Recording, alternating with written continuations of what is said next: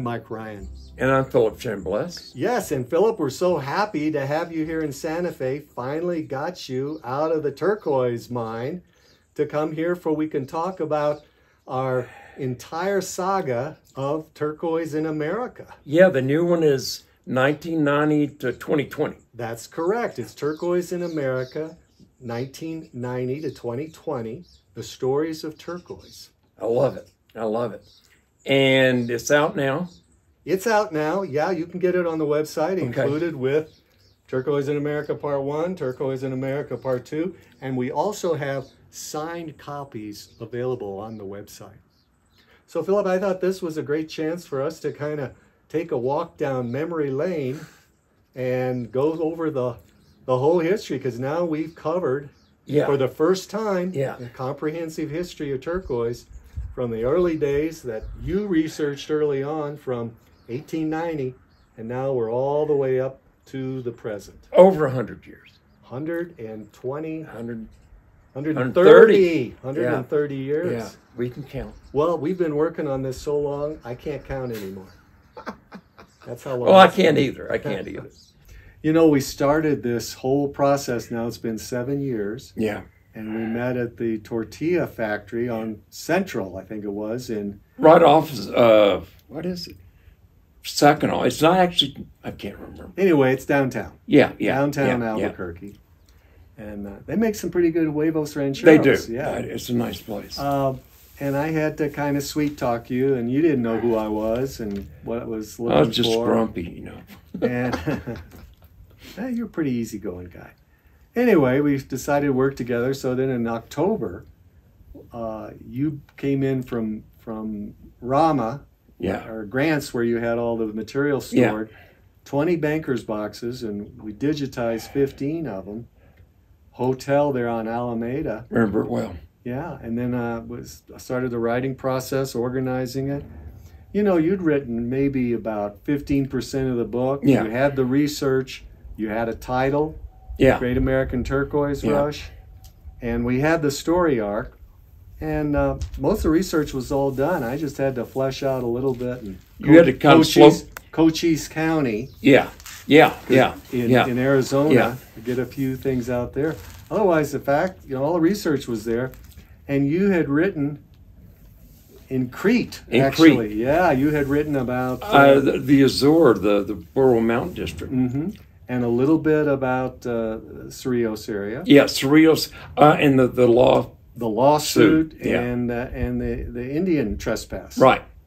And then from that, fashioned the book together, and we had part one. And then part two came together, and, you know, your main contribution was that research, getting Royston and Lone Mountain. Yeah. Because really we found the history was just not complete. Not even close. Not even close. Not even close. Patchy. You used some names and things like that, but not the duration that... And so much of that had relied on Morrissey from that Report 17 from the Nevada Bureau of Mines, which was an excellent report. But, you know, Morrissey was a newspaper guy. And it was done after he died. Well, it was published after he died, but I mean, he had done the research himself. He had basic research, but the students... they went and they vetted it for geological accuracy. Okay. But they did not go through and vet it for, if he said... Their general text. Well, if he said the mine was first located on this date, they didn't go back into the recorder's office like you had done. Yeah. And when you were doing it 20 years ago, finding the locations meant going into the recorder's office and digging through. Now, of course, a lot of that has been digitized and is available. It's online. Yeah, most recorders are online, which is nice. Well, it's nice for a historian. I think the miners sometimes wish it wasn't quite so easy. Because your advantage, you started doing this because you wanted to mine. I wanted to mine. That was my incentive. Because I'm colorblind, and I have a hard time on the ground, seeing blue, green, things like that. But I'm a good researcher. So by reading all accounts or location notices, things that were filed, it was my treasure map. It'd be like, this is 5 miles from such and such a mountain. Well, I'd throw it out on a map and I'd go 5 miles and I'd go there and see what was there, if there was any turquoise there or something. So, yeah, I was telling you earlier, I had done this video on our blog, because we got about 100 articles and videos on that blog that I hope the viewers really are enjoying.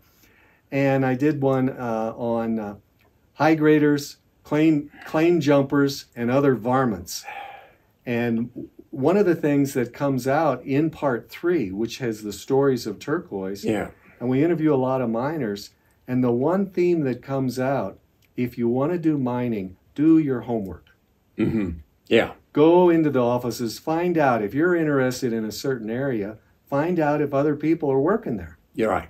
And it's going to be you'll be a much better neighbor if you just follow a few simple rules. But of course, people don't want to do the work. And I've made mistakes myself. I mean, I thought I'd done due diligence. The case in point being Cortland, Arizona. I looked, was sure this ground was open, knew the name, knew the turquoise mine name, and I went down and located this claim. Well, the thing I didn't realize, that Pat and Judy Goosehurst had patented that ground in the 80s. And I didn't think anything was being patented. So I stood corrected. Pat got a hold of me and talked to me about it. And I apologized profusely. And we actually got to be best of friends. Well, you will, because within the turquoise community, I found, and I'm the outsider, I don't mine, I'm not in the trade, but from my observation, I found if you're a good neighbor and you do your homework, it's a very friendly, supportive community, because you have to work together, because it's hard. Right, it's hard. It's hard to make a living. Yeah. And that's why it's so important. Do your homework, know who's in the area, know what claims are being done, and above all, don't go in and steal other people's turquoise. I back that up. Well, it's been quite a long journey. We went through part 1, which again we've told everybody that's the main story there of the East Coast jewelers. And the Persian influence and just the jewelry, Edwardian, and things like that, the influence of that time. Right. And that's when, with you said we're missing a big part of the story, which is after that, the turquoise industry continues, but the market's totally changed. It's not the East Coast people anymore. It's the people on trains and auto tours. It's the development of the tourist market. Yeah. And the Indian arts and crafts. Yes.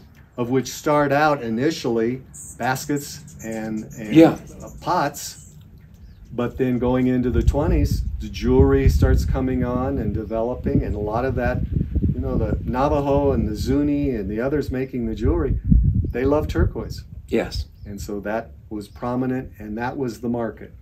And the Harvey system, Harvey House series, made it very accessible.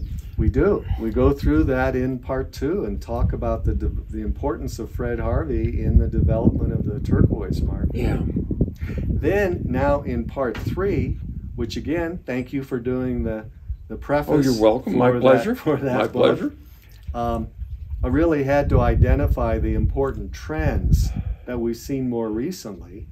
And as we discussed earlier, it's the home shopping network, the Japanese collectors and traders coming in the 90s and really pricing up the high-grade turquoise into their collections. One of the reasons why it's so hard to find it now at the highest grade. The two-tier market, and we're going to talk more about that in another video, between treated turquoise and natural turquoise that does not require any treatment in order to be used in turquoise. And then perhaps the biggest one was the technology of the internet. Oh, definitely. Which completely change the distribution network. Yeah. Yeah. And those are the things we're going to talk about. And we do it through the stories of Turquoise. Interviews with the miners. First-hand a number stories. of Audisons. We've got this guy, Philip Chambliss, in there. We've got your partners, Richard and Helen Shull. Richard Shull.